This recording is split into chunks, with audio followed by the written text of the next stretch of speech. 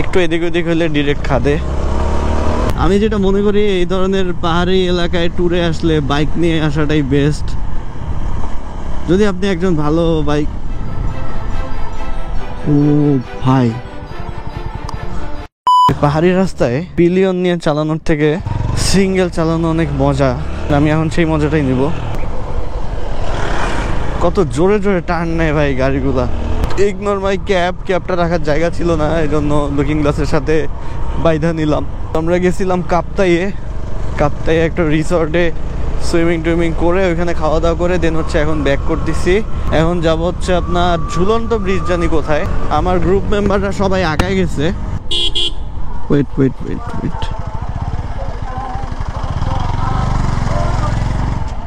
এই রোডগুলোতে আপনারা এই টাইপের গাড়ি পাবেন, সিএনজি পাবেন, আর হচ্ছে বাইক।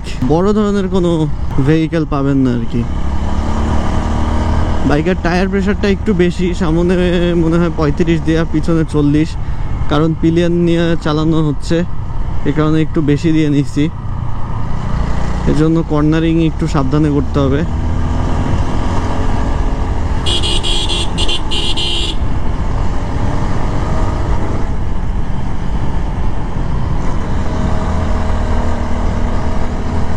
প্রবলেম হচ্ছে আমার কাছে ফোনও নাই যে আমি ওদের সাথে কন্ট্যাক্ট করব।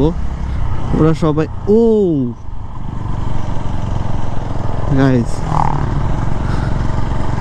ওরা সবাই ভিডিও করতেছিল আমার ফোন দিয়ে, তো এই কারণে আর কি আমার পকেটেও ফোন নাই। ইন কেস যদি কোনো প্রবলেম হয়ে যায় তাহলে ফোনও দিতে পারবো না। আল্লাহ ভরসা। ব্লাইন্ড স্পট গুলাতে লেন ব্রেক করলে কলজা কাঁপে খালি এই পাহাড়ি রাস্তায়।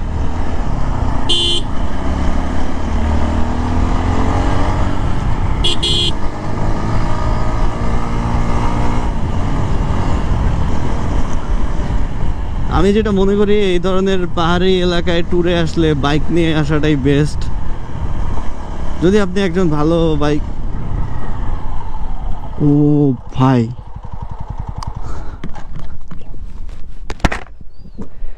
look at the view guys। আমি জাস্ট এতটুকু জায়গায় আমি পুরো একা, অ্যান্ড মোমেন্ট আমি আপনাদের সাথে শেয়ার করতে চাই।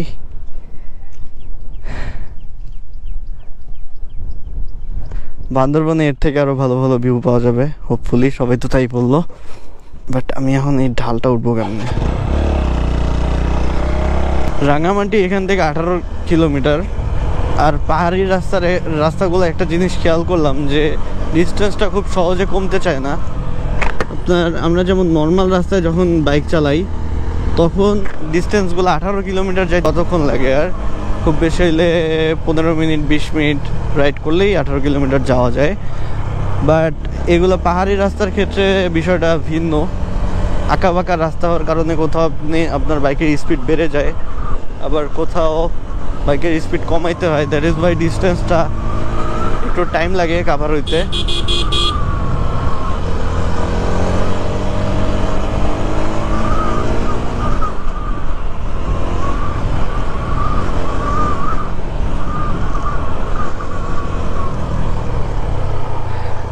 একটু এদিক ওদিক হলে ডিরেক্ট খাদে, বিপজ্জনক রাস্তা।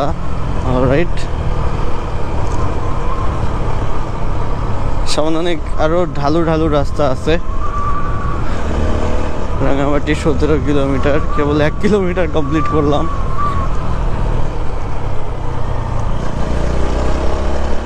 ভাই সবাই মনে হয় ভালো টানছে ভাই, আমার জন্য একটু ওয়েটও করে নাই। আই গেস ওরা পিছনে খেয়াল করে নাই যে আমি নাই। ইটস ওকে, ধরে ফেলবো। আমি জাস্ট ইমাজিন করতেছি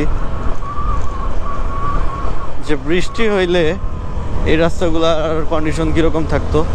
বৃষ্টি হইলে যেমন মানে সিনারিগুলো আর ওয়েদারটা উপভোগ করতে পারতাম, অ্যাট দ্য সেম টাইম অনেক প্রবলেমও ফেস করতে হতো, কারণ এই ঢালু রাস্তাগুলো তখন অনেকটা স্লিপি হয়ে যেত আর বাইক চালাইতে তখন প্রবলেম হইতো আর কি। বাট এখন তো অ্যাটলিস্ট শান্তি মতো চালানো যাচ্ছে, কোথাও কোনো রকম প্রবলেম ছাড়াই।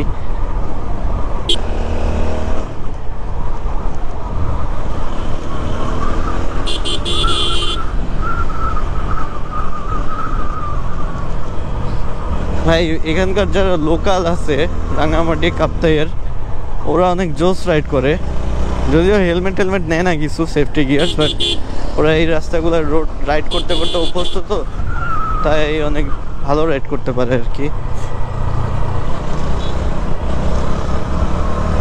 আমার এটা প্রথমবার পাহাড়ি রাস্তায় রাইড করার এক্সপিরিয়েন্স হইলো,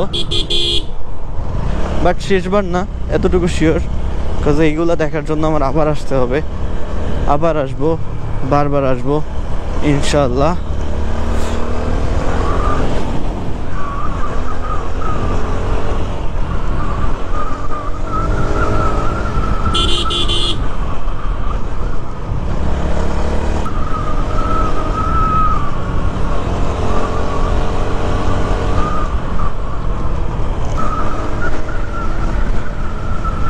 আর এই পাহাড়ি রাস্তার আরেকটা জিনিস খেয়াল করলাম, যেটা কিনা আমরা যখন ঢালগুলা নামি কানটা তখন তব্দ লাগা যায়।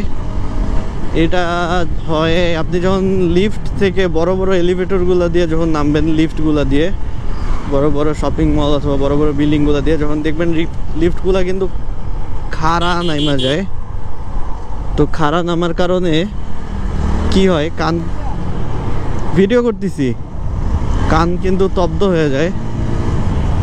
উপস, স্পিড ব্রেকার, কান কিন্তু তব্দ হয়ে যায়। তো ওই সেম ফিলিংসটাই আবার নাকের মধ্যে টিপ দিয়ে কানটা ঠিক করতে হয়। জায়গাগুলোর আরেকটা মজার জিনিস হচ্ছে ভরপুর বাতাস।